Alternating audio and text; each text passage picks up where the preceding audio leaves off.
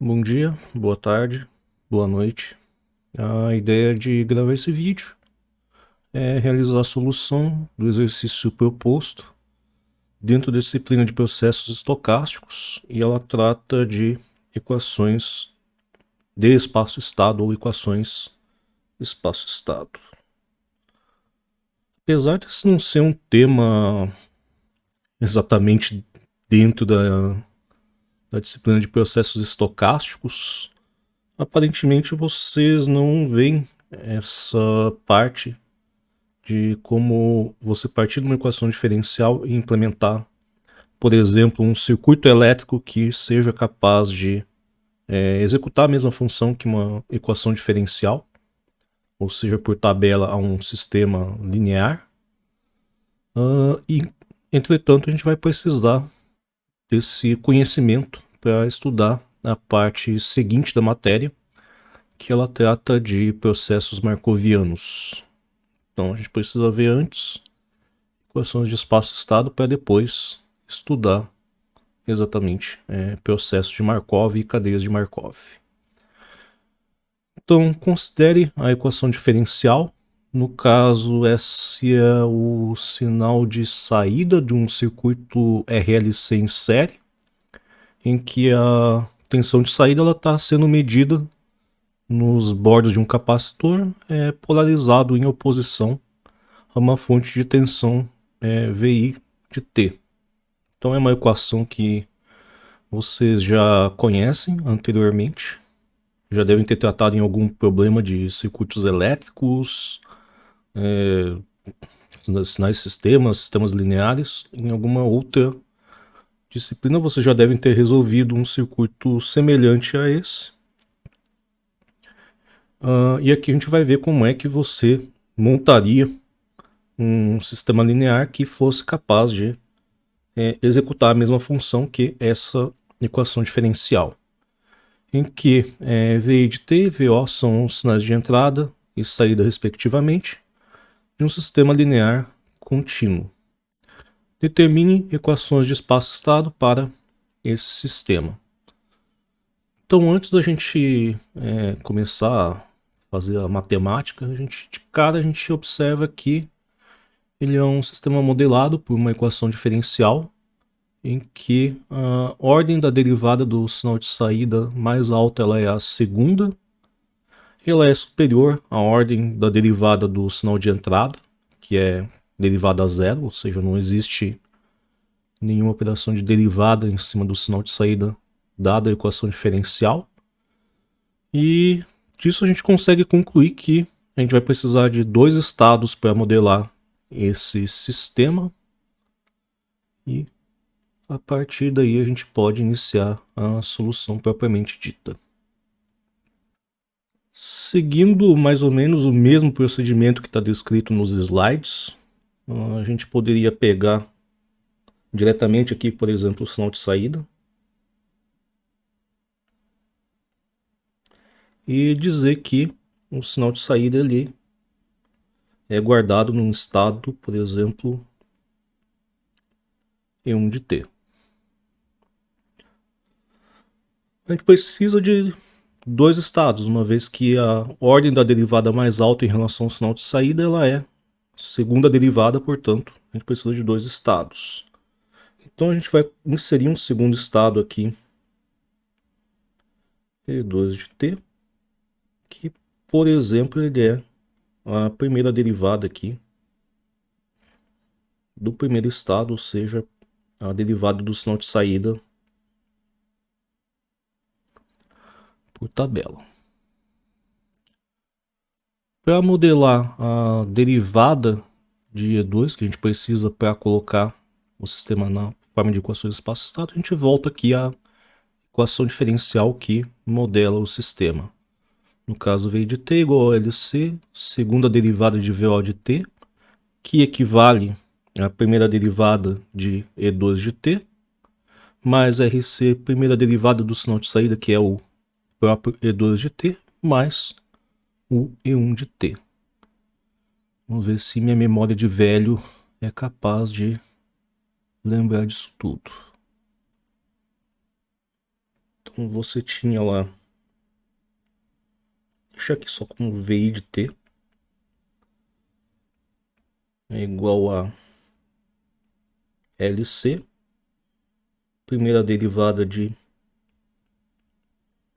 E2 de T em relação a T, mais RC vezes diretamente o E2 de T, que ele é a derivada do E1 de T, por tabela ele é a derivada de VO de T. E você tinha aqui mais o E1 de T. Para deixar a coisa numa forma mais parecida com a equação de cima, a gente pode isolar de um lado da equação o E2 de T, aliás, a derivada do E2 de T.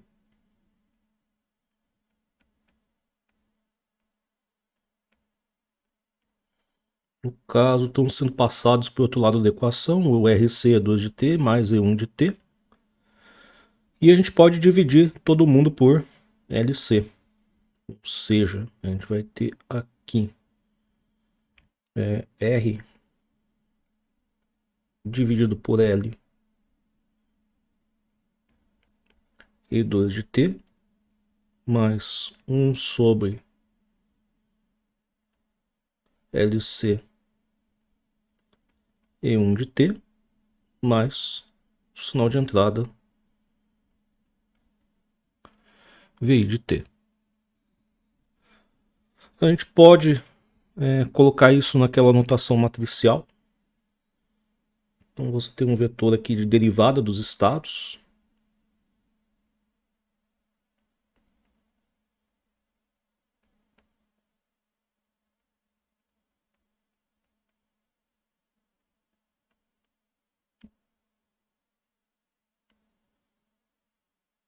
Aqui na primeira linha você tem a derivada do, chamar assim, primeiro estado, e na segunda linha você tem a derivada do segundo estado. Você tem uma matriz fixa aqui, uma matriz constante, e a derivada do E1 de T ela é igual a o E2 de T. Então, você poderia imaginar que você tem 0 vezes E1 de T mais 1 vez E2 de T.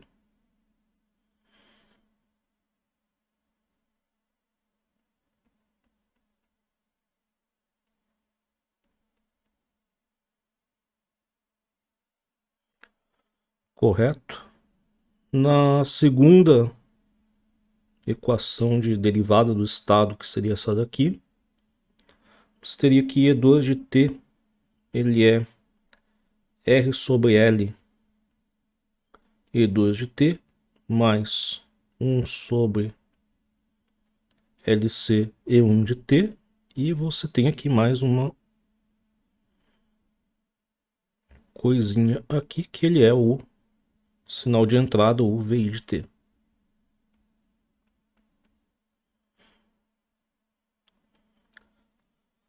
Para a gente determinar o sinal de saída é bastante simples. A gente começou a modelagem pelo sinal de saída. Basta a gente colocar aqui que o VO de T ele vai ser então 1 vez o E1 de T mais 0 vezes o E2 de T. E você coloca o vetor de estados aqui.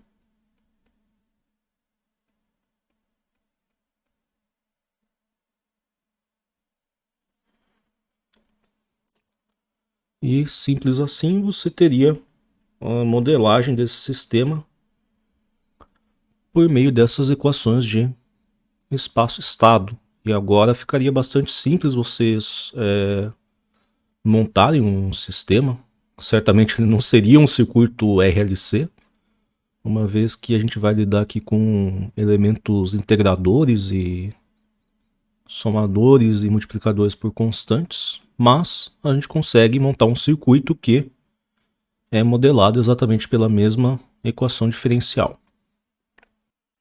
Então aqui, sem grandes complicações, eu peguei aqui um software de desenho online aqui no próprio browser e utilizei para desenhar aqui o esquemático desse sistema linear invariante no tempo,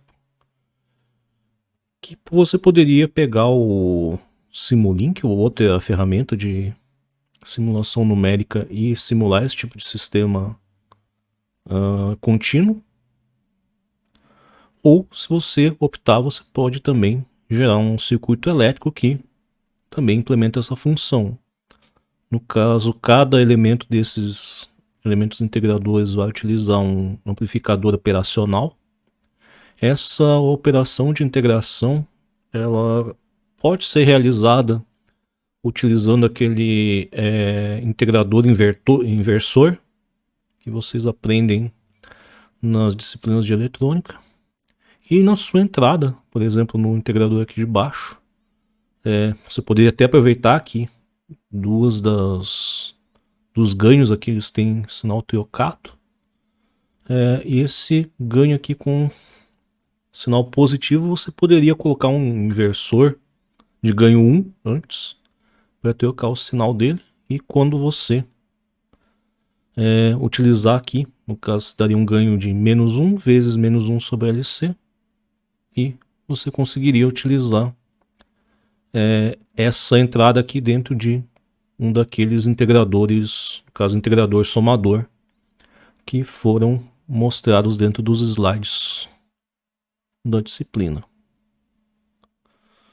Como eu comentei anteriormente, essa parte exatamente da matéria ela foge um pouco de processos estocásticos, mas essa representação espaço-estado ela é essencial para a gente compreender os processos marcovianos. Em anos anteriores eu vi que vocês estavam tendo alguma dificuldade em compreender como é que um processo estaria representado em um espaço de estados. O exercício é bastante simples. Eu espero que vocês tenham considerado ele interessante e até a próxima.